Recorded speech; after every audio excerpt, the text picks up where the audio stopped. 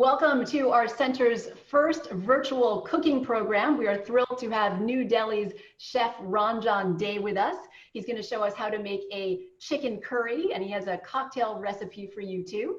We hope you have your ingredients with you and you're going to have fun cooking along with Chef Ranjan. If you're like me and you already ordered takeout from New Delhi, I hope you enjoy eating it. And if you want to put in that order, you can do it until 8 o'clock tonight. Chef Ranjan has been a longtime supporter of Asia Society, and for that we are very grateful to him. We know this has been a tough time for the restaurant business, and we want to show support to him and show support to the community here. Another chef who has been supportive to us has been Chef Kathy Fang. She is our moderator today.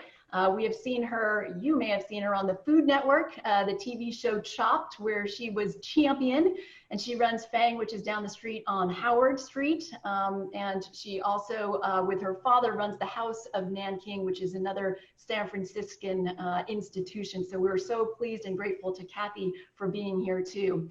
We are so missing the restaurant experience, and we are working hard to bring that experience to all of you at home. So we really hope you enjoy today's program. Our format for today, Kathy will introduce Ranjan. He'll do a cooking demonstration, then they'll have a moderated discussion, and we'll open it up to Q&A. If you have questions, you can go ahead and start entering them now in the chat box, the Q&A box via text at the bottom of your screen. You can go ahead and enter them. The program will end at 5 o'clock, and then we're going to have a special treat for you. You can meet the chefs. We can see your recipes, but you can chat with them in person on camera. So without further ado, Kathy, thank you again so much for being with us. Thank you, Margaret, and hello, everyone. I'm Chef Kathy Fang, and I'm thrilled to be here today to introduce Chef Ranjan. I kind of see Chef Ranjan as my father. They actually both opened their restaurants back in 1988. And, you know, we were just talking earlier about how the restaurant is such a personal thing to him, and not being able to serve customers in person is very difficult during this time. So I'm absolutely thrilled to be the one introducing him and having him share his cooking and food with all of us today. So without further ado, Chef Ranjan, do your thing. Thank you. Thank you, Kathy. Thank you, Margaret. This is an amazing program. I welcome all of you for joining me. You know, during this time, it is a little tough time for all of us. So this will be a fun event. I want to start by saying Namaste. So Namaste is an ancient Indian greeting. By putting these two hands together, left hand represents the light in myself. The right hand represents the light in yourself.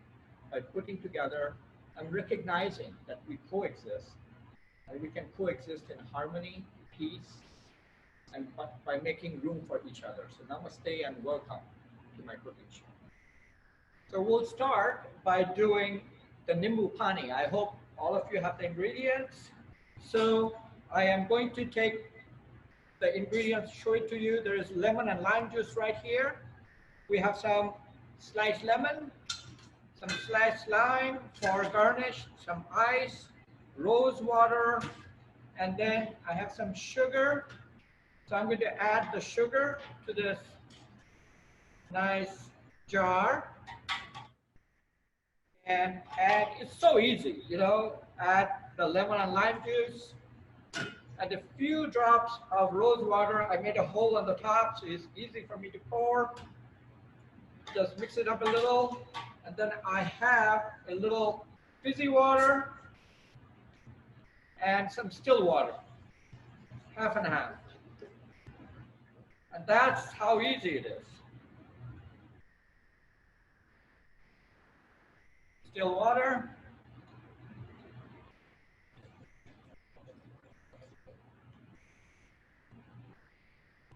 And then just a little swirl to mix it up.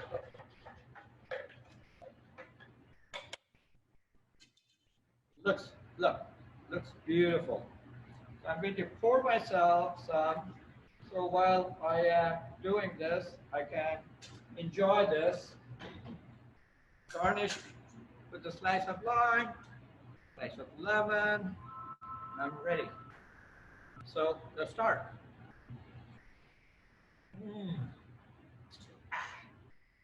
We have some vodka. Anybody wants to add a shot of vodka, please do. You know, for me, I just want to make sure I can just keep on talking and don't revert into my very, very good Indian accent, so you wouldn't understand what I'm saying after I have like 4 of those shots. So I'm just going to stay with the plain one for the time being. And when I'm talking to you later on, add some vodka to it. So let's start.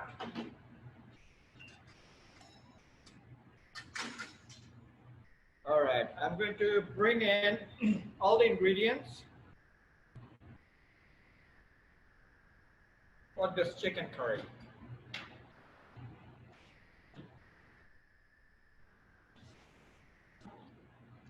I hope you can see.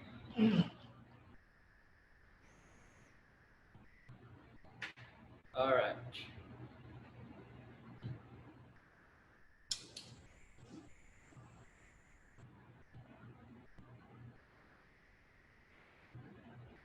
All right.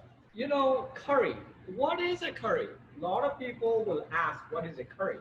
Curry simply means like a combination, a sauce made with combination of different spices. You know, it doesn't grow on a tree. It's not a mix of something. It's just masala, and curry just means a blended, nice sauce. And you can make sauce like 100,000 different ways, right? So there's so many different ways to make a curry. Today, we are going to make a curry which can boost the immunity.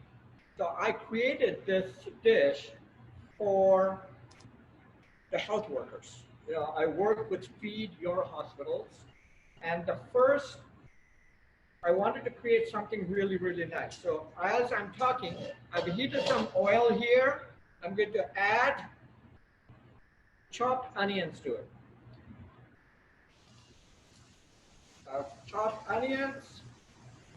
So whenever you're making a curry, there are a dry Trinity and a wet Trinity. But on this one, I'm creating this by top 5 spices, which gives the boost to your immunity. Ginger, garlic, turmeric, cayenne, and cinnamon. So it is delicious. And then turmeric is in here. So first what we do the wet Trinity. Wet Trinity is onion, ginger, and garlic. So that's what first you fry so that you can create a wet Trinity. Now here, I have ginger garlic paste, and then I have the cinnamon, cardamom, cloves, the cayenne pepper, turmeric. This is the coriander powder, the cumin powder, and a little salt. So I'm going to start by adding the other ginger garlic paste to it. And just mix it up a little bit. It's very easy to make a curry. You know, it's just so easy, because what happens is you get afraid of all these different spices. You don't have to be afraid of it. It's very easy. Just remember 3 wet Trinity, onion, ginger, garlic.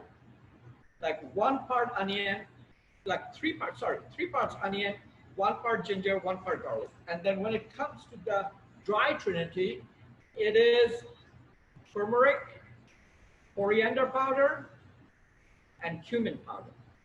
So coriander powder is 3 parts, 2 parts cumin powder, 1 part is turmeric. So as it is, you know, frying, we're going to add the dry Trinity to it. So the dry Trinity will be the turmeric,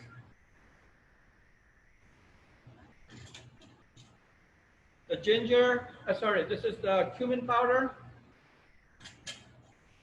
the coriander powder, It is the cinnamon, cloves, cardamom, and a little bit of cayenne. One of the things when you're cooking with the spices, make sure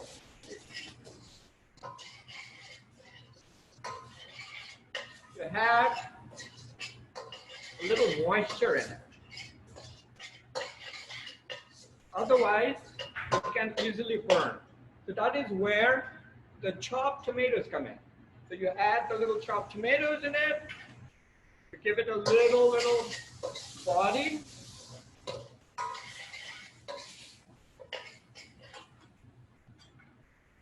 And add the chicken right here.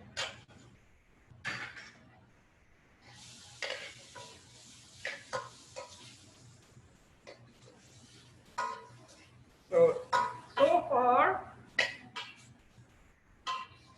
it is so easy that because right now, what you can do is actually make a one-pot meal. Because I'm going to add some different vegetables in it. But suppose you're at home and you want to just cook one-pot meal. What you have to do is simply, after you add the vegetable, add a little rice. If you like pasta, add a little pasta and cook in slow fire. Then you can just serve that as a one-pot meal.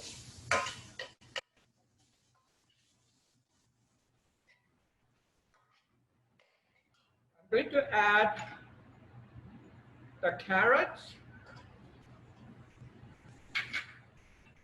I'm going to add the cauliflower to it and some green peas. And this is how easy it is to make a nice immunity boosting chicken curry.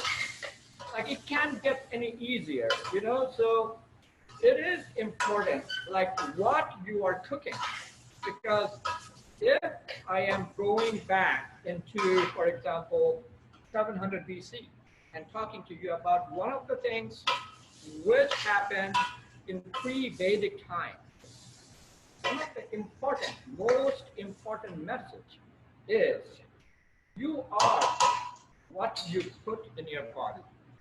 So it is very important to understand that and cook with something which is delicious, but also nurturing and healthy. Now I'm going to add a little bit of water in it and let it cook. Cover and cook for 25 minutes. And that's all. That's how easy it is.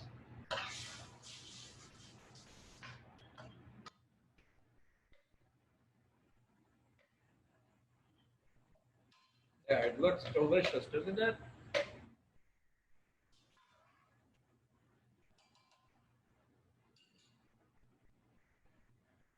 I'm going to cover and cook and let it cook for like 10-15 minutes.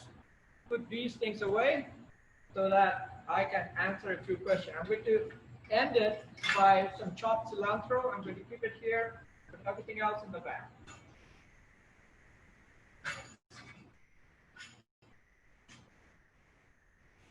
There you go. You know, I definitely believe on certain things when you're cooking. See, one of the oldest human rituals is to hunt, gather, cook food together, sit around the fire, eat and share. What we are doing today is a modern version of it. The cooking together and eating together is one of the most important things you can do. It sustains you. On that note, I do want to tell you, when you are cooking, make sure you have love in your heart. You know, it's very, very important. When you're really mad at your partner and you are cooking for them, it's definitely have a different effect. But when you feel nurtured and you're cooking with love, you know, it kind of flows into the food. So if you are mad, trying to be a little neutral, and then it works because you definitely know food is nurture. So we do need the spirit of the food in it. So you can enjoy it and share that enjoyment.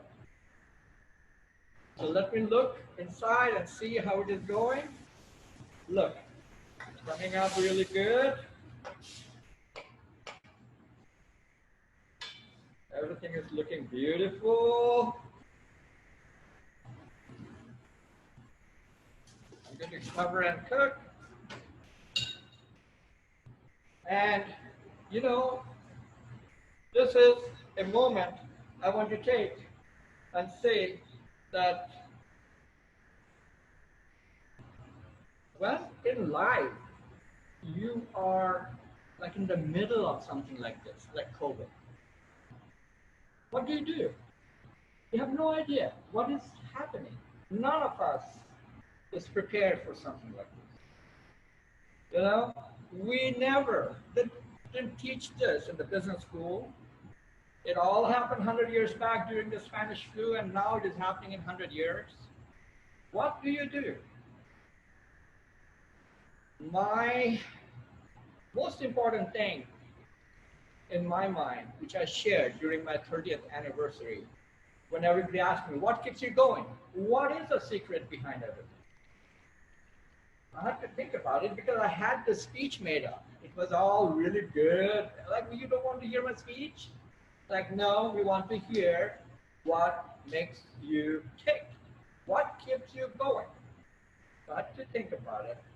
I came up with two things, and it applies today. The first thing is make life your secret ingredient. If you make life your secret ingredient, you're always enjoying. And the second thing, which is really important, is every day, early in the morning, I wake up and I decide to do the very best I can. And I'm okay with it. That way I can enjoy what I have achieved that day. And I don't want to beat myself up. And that's what keeps me going.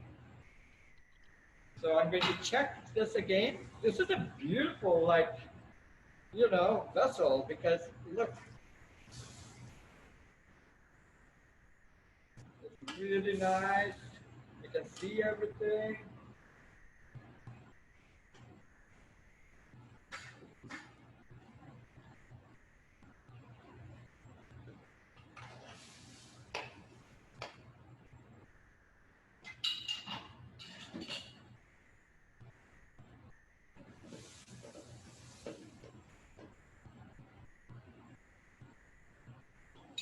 This is ready. I can see the chicken is ready. Everything is ready. Beautiful. I usually end it with some chopped cilantro. A lot of people love cilantro. A lot of people don't. So it's a personal choice. And then we'll be ready to enjoy it. I hope you have already got your steamed rice ready. And we are ready to eat. And that's how easy that was. And I hope you will try it at home and enjoy it and have an amazing time. So I'd love to see if anybody of you have any questions. I would love to answer those. And we'll start by putting it back to Kathy. Yes, Chef. Thank you, Chef Ranjan Dey. That looked amazing, and I wish I could have been there to smell all that delicious curry that you're making over there. It's also in my beard. You can smell it, and it's like, I love it. It's smell-o-vision. I wish there was smell-o-vision. I could send it off to you. Yes, send it all over here. Okay, so I'm actually gonna give you a couple questions that are related to the food that the audience wanted to know. When you were making the curry, someone wanted to know what the original oil you were using in the pan. The oil which I use is canola oil. In our restaurant, we use canola oil because it has least amount of allergy effects. But you can use any kind of oil you like at home. You can use your favorite oil, cooking oil. You can use very light olive oil. You can use any kind of oil as long as it's a neutral oil and it doesn't take over the flavor of the curry. Okay. And then someone also wanted to know if, or how do you make your ginger garlic paste? I will take half ginger, half garlic, and just put in a blender and just blend it. And it's easy, and you can actually, for home, you can just put little cubes in the freezer and then take out one cube at a time. Another way of doing it is put it in a Ziploc bag, right? Put it flat, and then you divide it into four, like so, by pushing it down, and then put it in the freezer. And then when you open it, you just take just click that out, that one piece, and put the rest of it back into the freezer. For us, we make it fresh. We make it fresh, but we use a lot of ginger, a lot of garlic, a lot of onions. We use about 50 pounds of onions every day. And I would say, say about 5 pounds of ginger, 5 pounds of garlic, if not more. So we make a huge amount every day and have it ready. And then there's a lot of cooking questions. We'll Yeah. ask maybe two more.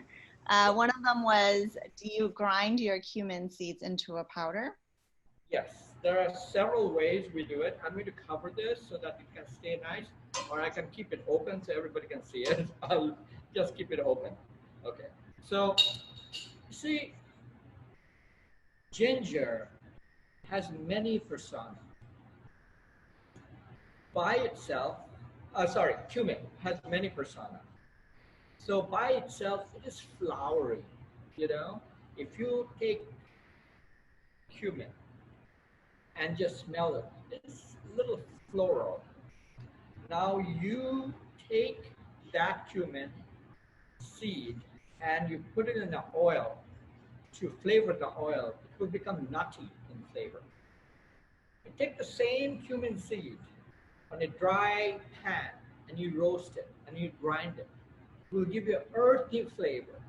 So you have so many different ways of actually using the same spice. Same with mustard. Mustard, I feel, has a Jekyll and Hyde personality. When it is like whole mustard and you're cooking with whole mustard, it's nutty in flavor. As soon as you grind it, it becomes pungent. So it has so many applications to that cumin seed. And then someone also wanted to ask about spices. How long can you keep them in sealed containers? You see, spices has been used forever as long as you store it right. We have a spice company called New World Spices. I went into the history and dug out favorite dishes of 3 kings and 3 queens from 6 different regions and created the spice blends, you know, like all focused on a favorite dish of him or her. Now, when I put the spice container, it's made out of a like a corrugated pipe with silver lining inside. So it is totally dark. And then when you have a top, which is airtight, it can keep forever. However, according to FDA rules, so that, you know, so that we can sell more, it says 1 year is the lifetime on the shelf. When you look at a spice jar in a store, look at the spice jars on the top shelf because those are the ones doesn't move that much. Take a spice powder, turn it. Whichever is facing the light has discolored from the back because the ultraviolet ray has hit it in the front. But the back will remain much darker than the front. That's why you should put spices in a container which is dark, so the light doesn't hit it. So the color remains really, really good. Okay. I'm going to ask you one last food-related, cooking-related question, because there's so many other great questions that people are coming in with that are related to you being a chef and how you got into it. So the last one is, some restaurants' curry sauce looks thick and creamy. What makes the curry sauce creamy? So there are hundreds and thousands of ways of making curries. Just like India is a country which goes back 5,000 years or more in written history. In the north, everything is different from south, and everything is different from west and east. It has, originally, it had 26 states. Each state has its own language, own script, own dress, own cuisine, own festival. So if you can imagine Europe put together in one country. So the cuisine is that varied. But curry, if anybody says curry, that means something Indian. But there is like thousands of different ways of making curry. The creaminess originally came from the invaders who came to India through the Khyber Pass in Himalaya. These are the Middle Eastern people. Okay? They brought with them nuts and raisins and cream. They got inducted into the curry flavor, and therefore up north is always a milder version of curry with more creamier texture. However, in south, we have yogurt, which has been added to the curries, but it is nice and pungent and very, very different texture. So it is the dish, depends on the dish, but you can make the curry creamier by adding yogurt, by adding onion puree, by adding paste of cashew nuts, almonds, and then a little bit of pistachio. So there are different ways, depending upon which dish you're making and why is it creamy. Okay. And someone also wanted to know that they've heard from Indians that there's actually no dish such as curry per se. Is that the case? Curry just means a sauce. Curry means a sauce. So curry is not like a spice which grows in a tree. It's like saying sauce, curry. And okay, what curry do you want? Like, what sauce do you want? And then basically you will make a chicken curry or a vegetable curry or this curry or that curry. And then we add different names to it. Like butter chicken is originally from Punjab. And there is like butter in it, there's cream in it, there's tomato in it, and you make this tomato cream butter curry or sauce. Madras curry is from Madras. You add coconut to it, you add chilies to it, you add a little bit of, mustard seed in it, and make the sauce. So it's a Madras curry.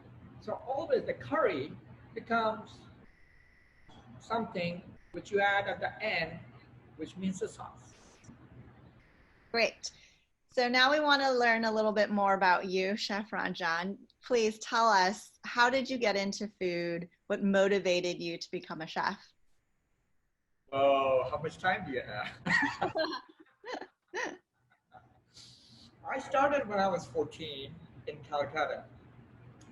My dad was an officer in the federal government of India.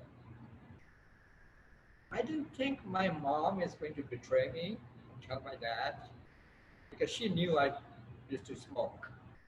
This is not an ad for smoking. I have given up smoking from the time I went to college. So he found out.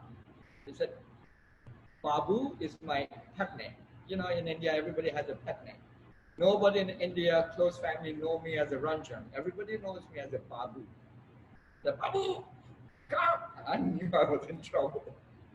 So he made me sit down and said, so, you have started smoking? I'm like, no, Dad, like, shut up. Go get a job. Smoke with your own money because you won't listen to me. So I used to, this was in ninth grade, I used to study in the Fort William High School, Central School, and one of my uncle was a sous chef in the Park Hotel, the five-star hotel in Calcutta. I asked him if he would give me a job because I wanted to buy my mother some gold bangles. I didn't tell him I wanted to smoke a cigarette. But he said, sure, you can come, wash the floor, peel the potatoes, grind the spices, wash the pots, and you can do go for a thing, 2 days a week. And I started like that.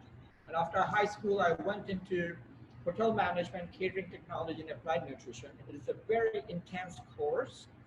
In the batch of 74, there was 2,000 applicants, 40 seats, and 28 of us graduated. And it teaches us, you know, everything, anything to do with hospitality, whether it's hospital, whether it's hotel, whether it's restaurant, whether it's chef, everything. So that's how I started. And then I worked in many, many hotels in India. Then I started the Sheraton chain in India. Then my dad became a diplomat. He was posted in Hong Kong. So he came to Hong Kong. So I came to Hong Kong to see my dad. And then there's a Harilela group of company who own all the Gaylords worldwide except the ones in India. There's 200 Gaylords in India. And they own all the master franchise worldwide. That was 35 Gaylords in 12 countries. So they hired me to take care of those. And then I started another chain for them called Viceroy of India. That's where I met my wife, Cody. The Navy brat, used to manage a pub next door called Prince of Wales. I can easily say that I met her through Prince of Wales and Viceroy of India, right? Yeah. But then I started New Delhi in Hong Kong, 1982, first New Delhi. I had 4 New Delhi, and then the 5th one was here in San Francisco. We were expecting our daughter, Sarah, and that's when we decided to move here because my wife is American. Her mom and dad worked for US Navy, that's why she was there. And I'm Indian, so we wanted to make sure she has a sense of belonging. And then China was taking over Hong Kong in 1997.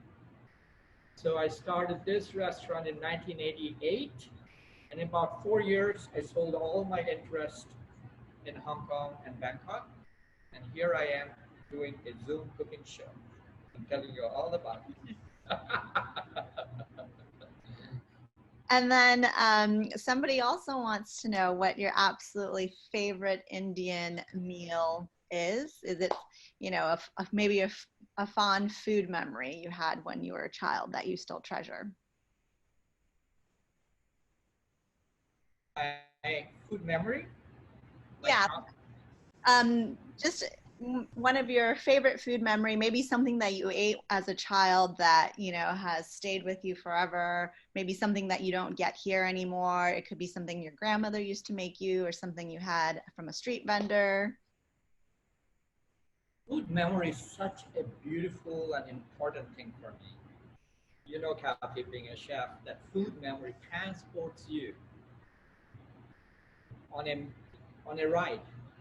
You're instantly back where, you know, you suddenly remember those things.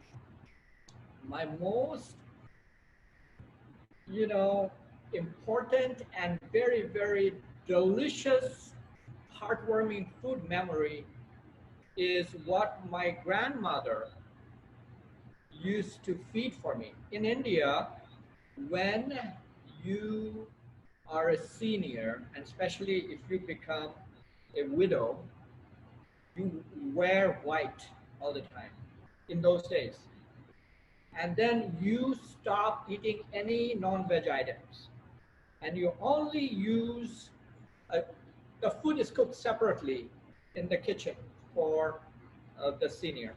And it is only cooked with like simple things, like turmeric, a little salt, and ghee, and cumin, but no onion, ginger, garlic. Ginger is okay. No garlic and onion, but ginger is okay.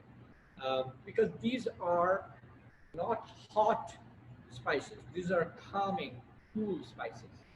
So usually there will be a big pot of rice with a lot of root vegetables and other leafy vegetables cooked together with a little bit of salt, a little bit of turmeric, and and you know some ghee. So all the grandkids will just make a like a semicircle in front of her. She will have a big plate. She will take a big amount of rice, mix it up with a little salt, a little bit more butter, and make it into big balls and hand it to each one of us. And then she will make some for her own and eat. Then we'll all eat together. And that is one of my most delicious food memories. I know we were talking earlier about how your daughter just had her sixth child. Do you have plans of making this, delicious dish that your grandmother used to make and sort of doing it the same way and sharing it with all your grandkids? I do. I already do. I have like, so my sixth grandson was just born on 14th of August. So for the other grandkids, I make rice balls. And rice balls is their favorite. So I will make the rice ball and then hand it to each one of them and we'll all eat together when we are visiting. Yeah. And tea and cookie. So in the morning, all my grandkids will wake up and say, Dadu, Dadu is me, Grandpa. So, tea and cookie, Dadu. So I'll go make some tea and cookie, but there's a lot of milk in it, a little bit of tea and cookie. And then we'll just dip and eat together. I love it. That sounds amazing. Another question for you is, have you seen Indian cooking change with the introduction of new ingredients and cooking methods? This is something I also wanted to know, being in business for over 30 years plus in the San Francisco Bay Area. Have you seen Indian cuisine change and evolve over time? And if so, how? Absolutely. In everything in life, change is inevitable, growth is optional. So with today's economy, today's internet and everything else, there is influences, worldwide influences in everything, also in cooking. So there is modern Indian cooking, which takes, like a lot of Western style cooking and takes Indian ingredient and recreates it and does amazing job. Showcasing food in a beautiful way has become a norm. We do have Maharaja burger being served in McDonald's, which is a vegetarian burger. And and there is like amazing number of vegetarian food in McDonald's in India, and it doesn't serve pork or beef or lamb, only fish and poultry. The pizzas over there, paneer pizza, this, that, everything is to die for. So one of the things I do, I haven't done it for, I would say at least 4 years. I take a group to India and it follows one of my, documentary series. If you go to YouTube, put My India with Ranjan Dey, you can see it's a culinary cultural travel adventure. And I take them to India. So 1 year will be north, the other year will be south, and we'll take them on a food tour and everything else in between. And always I'll take them to one of this, American chain, but in India, where they can have this delicious meal, but they're like, I have never seen anything like this ever. So yeah, it's changed in a big way, in a beautiful way. And since you touched upon, taking people on a journey with Southern Indian food and Northern Indian food, can you tell us in just a brief differentiation between the two types of Indian cuisine? Because I think we see a little bit of that in San Francisco, Southern Indian cuisine versus Northern Indian cuisine. Yeah, the Southern Indian cuisine uses totally different kind of ingredient and cooking style. It's a lot of like sourdough rice batter, a lot of lentils, a lot of vegetarian food, much more spicier. Northern food is much more barbecue and then creamy curries and naan bread and things like that. So it's differently cooked and styled. If you look at the number of restaurants all over the world outside of India, you will see 80 to 90% of them are North Indian versus Southern Indian. The reason is North Indian food is instantly palatable to any palate, whereas South Indian food, you have to get used to it a little bit, and then you start to enjoy the taste. Like people, we used to do, until the COVID happened, 50 Indian weddings every year. So creating a menu is very important for each wedding, you know. So when I create the menu, I have to ask them, what is your favorite dish? Or what is the background, so that I can create something which will be a wow dish, at least one.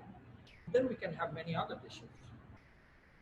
And it all depends upon, you know, like what they personally like. Like you asked me about the changes. You know, the most popular bird in India now is tandoori chicken. Because everybody loves tandoori chicken. So that's what I mean by that, is everybody loves everything. So this way we can enjoy and be more inclusive than too exclusive, you know, and enjoy the offerings which the amazing culture has to offer, the beautiful cooking, and the chef's interpretation of an art form. You had mentioned Indian teas, and one of the guests want to know the different kinds of Indian tea that there is. Maybe just a brief background on maybe a couple major teas that are representative of your cuisine. Yeah, there is so many different kind of teas in India. The main tea growing region is in the northeast near Assam. So you get the Assam tea, and there are black teas, but then there's so many different kind of green teas there. The other one is in south, in the Blue Mountains, where they grow tea and coffee. Their tea is way more robust, like the Ceylon tea, because Ceylon was a part of India, but now became Sri Lanka, you know, and their tea is also very robust. There is like 100,000 kind of teas is happening, and it depends upon what kind of tea you're looking for. It's it's amazing. And we do have one of those, you know, during the South Indian tour, we'll go to one of those tea gardens and you get to pick some. And is this, is it traditional to enjoy the tea on its own or with sugar and cream or milk? Because sometimes when I go to certain Indian restaurants, they'll offer you, I think it's like a masala tea or a chai tea, and it has creamer in it. It seems like it appears quite often. So is that a normal way of having tea?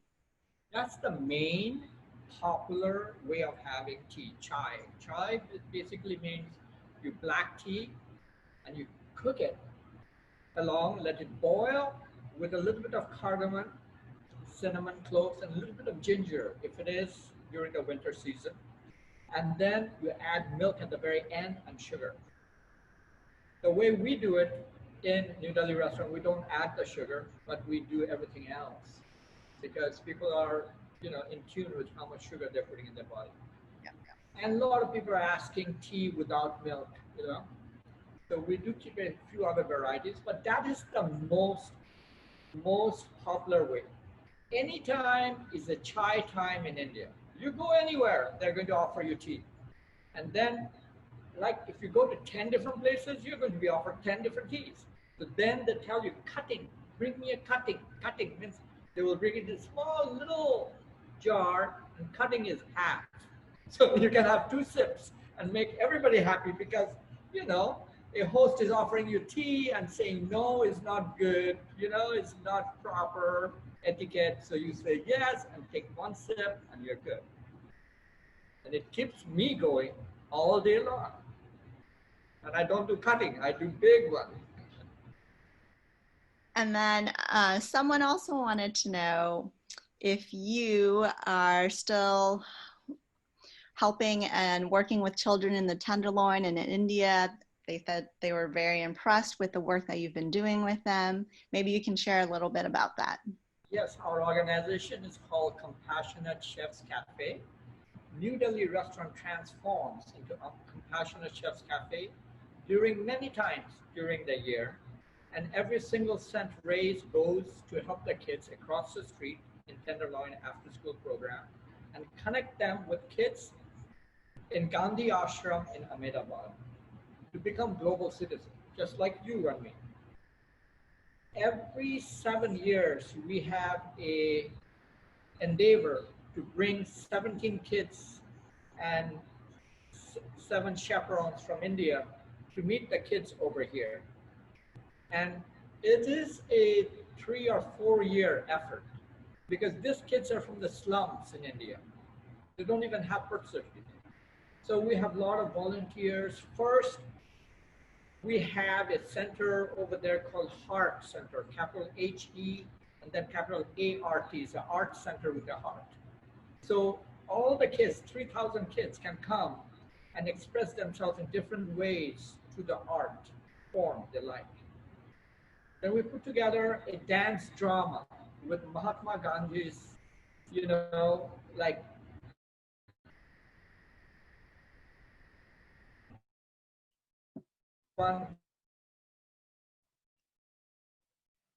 only one race, which is human race.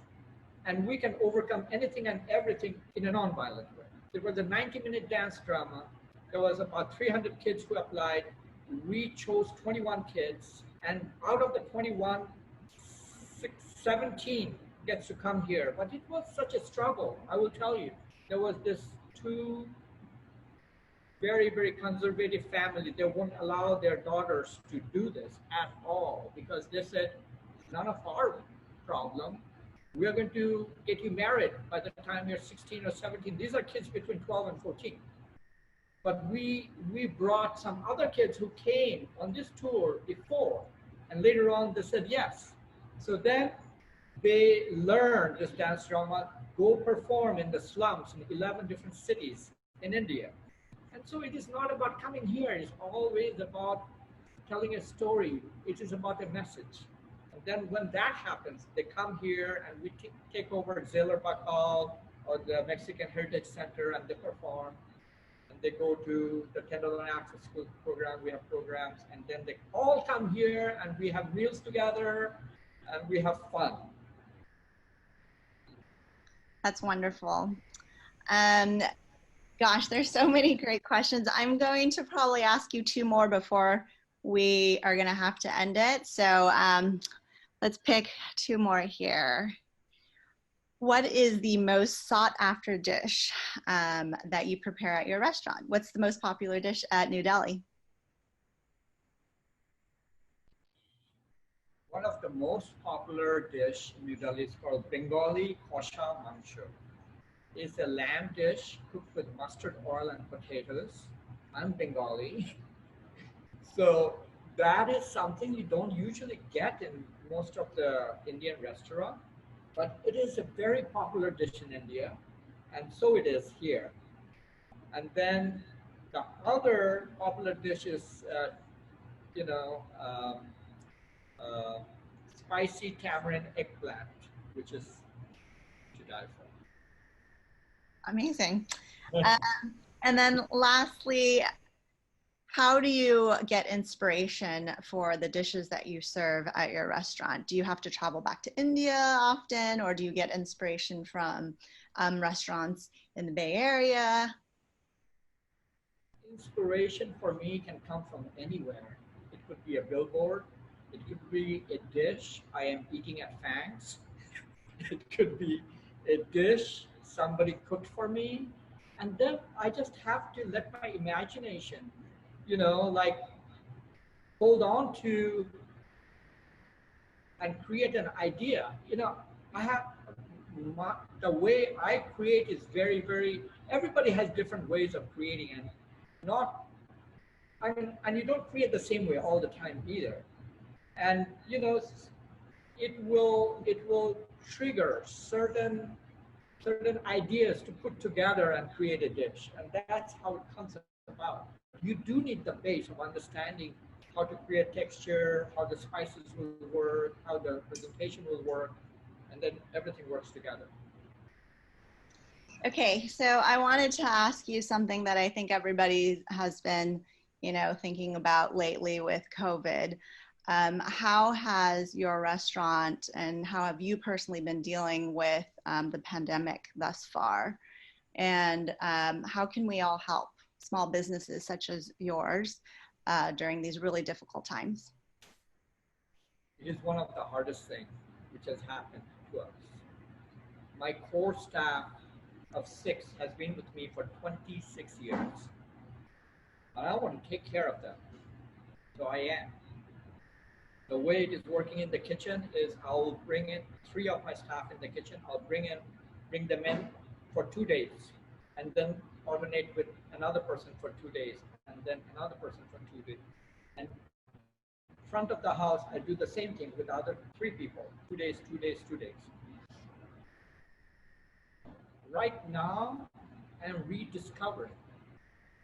Like your restaurant, my restaurant is a luxury brand. It's about an experience. It's about coming and seeing me. It's about, hearing a story and enjoying this amazing experience, which I can provide because dine-in is closed. So I am rediscovering myself. We never had delivery and pickup as our main source of income. So we are redoing. We started a ghost kitchen, or a digital kitchen called Curbside Curry. And we have items there, nice and simple, but very, very delicious and very price friendly. And we are doing delivery all over San Francisco for $3. And we are doing pickup.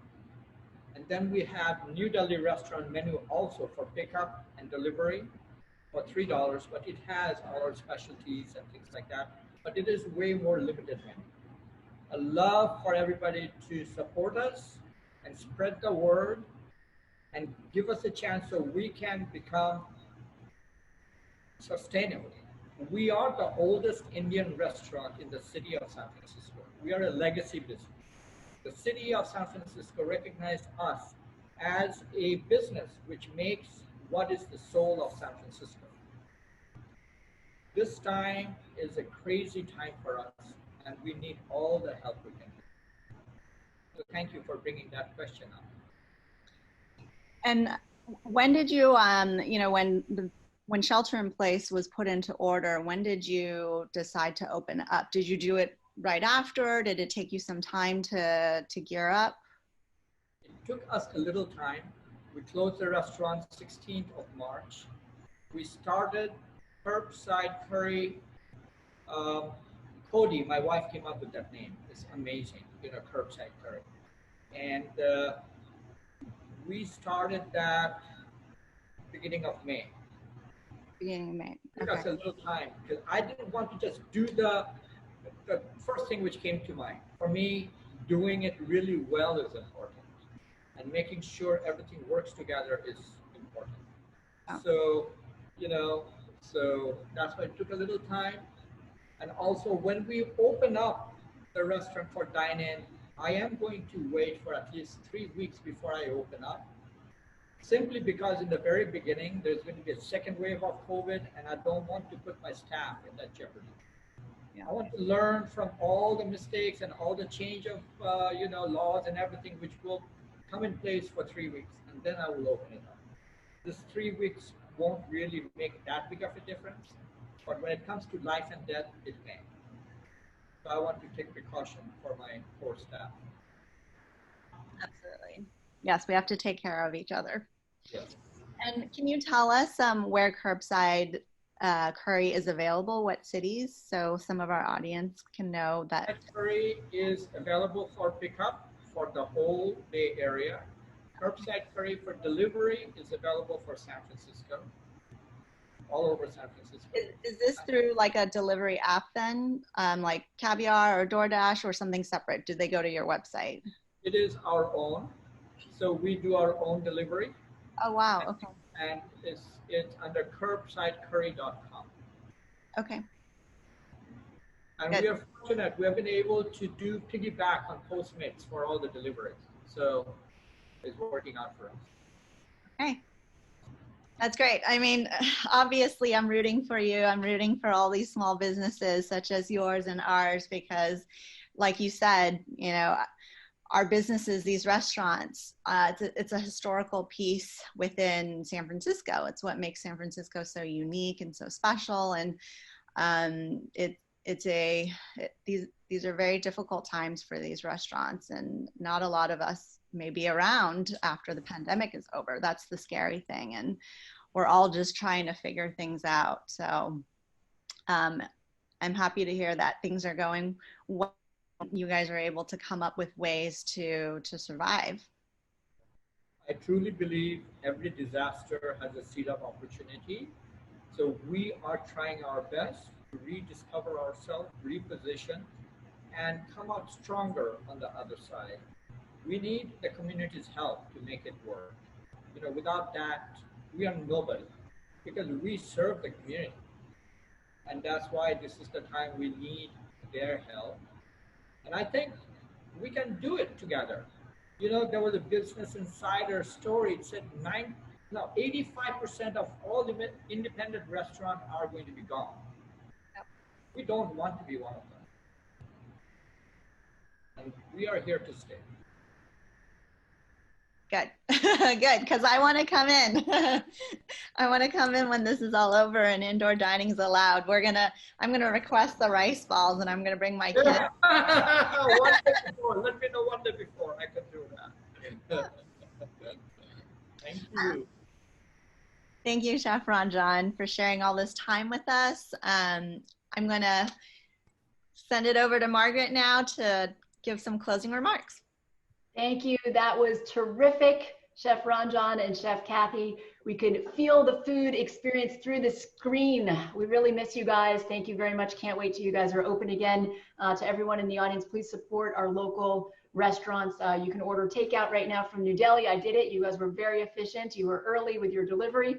We look forward to seeing everyone in the audience again at Asia Society. All our programs now are virtual. Please join us. All our programs from 13 centers around the world are all on our website. If you'd like to join us for this special reception, there was a second link that was emailed to you right before this program. We're going to click over there, and we'll join Chef Ranjan and Chef Kathy. And I also want to thank our team. We tried some new technical tricks this time. So thank you to Rexel, Michael, Jamie, Pilarp, and Heather for making this happen. And from all of us at the Asia Society Northern California Center, stay safe.